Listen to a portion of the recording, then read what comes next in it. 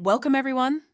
Today, we're going to have an honest conversation about something that stops thousands of capable business owners from tapping into one of the most lucrative markets in the world: government contracting.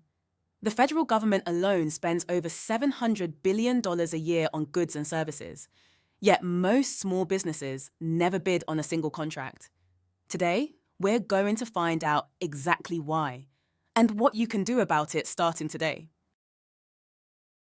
Let's start by putting the opportunity in perspective. The US federal government spends over $700 billion every single year on goods and services, and that doesn't even include state and local government spending. By law, 23% of all federal contracts must go to small businesses. That's over $160 billion a year that agencies are required to spend with businesses just like yours. The opportunities span every industry: professional services, construction, IT, healthcare, logistics, and much more. The market is there. The question is, why aren't more small businesses taking advantage of it? Over the next several slides, we're going to walk through each of these 10 barriers one by one. These aren't just theoretical. These are the real reasons we hear from business owners every single day about why they haven't started. Some may resonate strongly with you personally. Pay attention to those. By the end of this presentation, you'll have a clear roadmap for moving past every single one of them. The most common thing we hear is simply, "I don't even know where to begin." And that's completely understandable. Government contracting has its own language: SAM, Gov, NAICC's codes, CAGE codes, RFPs, IDIQs. It can sound like alphabet soup. But here's the truth. Every single government contractor you admire today started exactly where you are right now. The very first step is registering your business on SAM. Gov. That's the federal government's supplier database. It's free, it takes a few hours, and it unlocks access to every federal opportunity in America. You don't need to know everything before you take that step. Start there. Learn as you go. As this example shows, a cleaning company with zero government experience went from registration to a $48,000 contract in just 4 months. Many people picture government contracting as an impenetrable wall of red tape. And yes, there is compliance involved. But what people don't realize is that government agencies buy the most ordinary things in the world: paper, cleaning services, computer support, training programs, security guards, landscaping. The compliance is real, but it's learnable. The federal government has simplified its acquisition process specifically to make it easier for small businesses. Think of it this way: the challenge isn't the paperwork. It's the assumption that you can't handle it. You can. Thousands of small business owners just like you do it every single day. Let's address this myth head-on. Government contracts are not just for Fortune 500 companies or large defense contractors. In fact, the law requires agencies to give a minimum of 23% of all federal contract dollars to small businesses. That's over $160 billion every single year that agencies must spend with small businesses. On top of that, there are specific set-aside programs for women-owned businesses, veterans, minority-owned companies, and businesses in economically disadvantaged areas. Agencies actively look for qualified small businesses to fill these set-asides.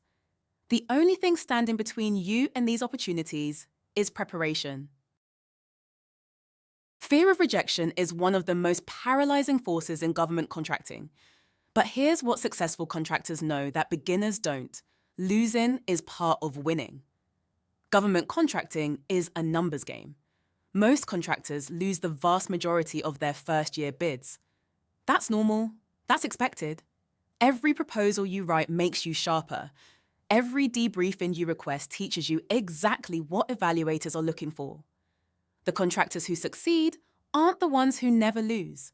They're the ones who never stop bidding. Don't let the fear of an initial no cost you years of contract revenue. 2 more barriers today. First, certifications. Many business owners hear about 8, A, WOSB, SDVOSB, HubZone, and feel paralyzed. They think they need to have everything certified before they can bid. That's not true. You can absolutely start competing for contracts before any certification is complete. Certifications give you advantages and access to exclusive set-asides, but they are accelerators, not prerequisites. Apply for the certifications that fit your situation and keep moving forward in parallel. Second, cash flow. This is a legitimate concern. Government contracts do have payment cycles that are longer than private sector work, but this is manageable. Build up reserves, understand invoice financing options, and select your first contracts carefully with cash flow in mind. Don't let financial mechanics stop you from entering a market that could transform your business. Two powerful objections here. First, past performance.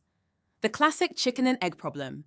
You need government experience to get government contracts, but you need government contracts to get government experience. Here's the solution. Start as a subcontractor. Partner with an established prime contractor on a government project. Do excellent work. Document everything. Now you have past performance, and you can reference that work in future bids. Commercial experience, state and local contracts, and non-profit project work also count. Everyone starts somewhere. Second, compliance and audits. The key insight here is that compliance is about systems, not perfection. If you have accurate records, clear invoices, and organized project files, you are already more prepared than most new entrants. Build these habits before you win your first contract, and audits will never be a source of fear. Our final two barriers. Barrier 9, I don't have time. Every business owner is busy, but consider what waiting actually costs you. If a competitor who is just like you enters this market today and starts winning contracts while you're waiting until next year, that's revenue, relationships, and experience that is walking out the door. Government contracting is a long game. The sooner you start building the experience and relationships that lead to larger, more valuable contracts. There is no better time than now. Barrier 10, imposter syndrome. This is perhaps the most insidious barrier of all because it looks like common sense. We're too small. We're not ready. But here's what agencies actually evaluate you on: technical capability, past performance, price, and management approach. They are buying solutions. If you can deliver results, you are qualified. Full stop. So what separates the businesses that successfully enter government contracting from those who spend years on the sidelines? 5 consistent habits. They act early. They don't wait until they feel ready, because that day rarely comes. They build relationships. They attend procurement events, introduce themselves to contracting officers, and develop partnerships. They invest in their capability. They refine their proposals after every submission and build compliance systems before they need them. They stay persistent, because in this market, persistence beats almost everything else. And they think long-term. They understand that a government contracting portfolio can generate stable, recession-resistant revenue for years. Which of these habits can you start building today? Before we move to the conclusion, I want to give you a practical tool to take with you. These 7 questions form the foundation of your government contracting readiness assessment. I'd like you to take a moment right now and think about each one. You don't need to have all the answers today, but you should have at least started forming them. The most important question is the last one. What is the one action step you will take within the next 48 hours? Not next week. Not when things calm down. Within 48 hours. That's the difference between the business owners who talk about government contracting and the ones who actually build revenue from it.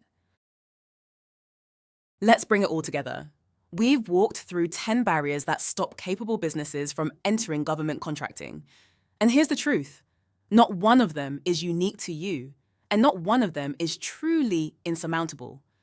The biggest obstacle in government contracting is not the regulations, the competition, the paperwork, or the certifications. It is hesitation.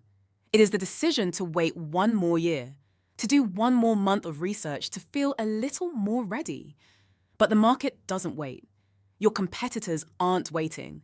The $700 billion opportunity is running every single day, whether you're participating in it or not. You now know exactly what's been holding you back. The question is, what will you do about it today? This is where the conversation turns into action. Nabor Consulting exists for one reason: to help businesses just like yours successfully enter and win in the government contracting market. Whether you're still figuring out where to start, working through certifications, or ready to submit your first proposal, we have the expertise to guide you every step of the way. We invite you to book a free consultation at Nabor Consulting. In that session, we'll assess where you are today, identify the opportunities best suited to your business, map out your certification pathway, and build you a concrete action plan. Don't leave today with a list of things to think about. Take one action right now. Go to Nabor Consulting. Come and book your consultation. The government contracting market is open. The question is, are you?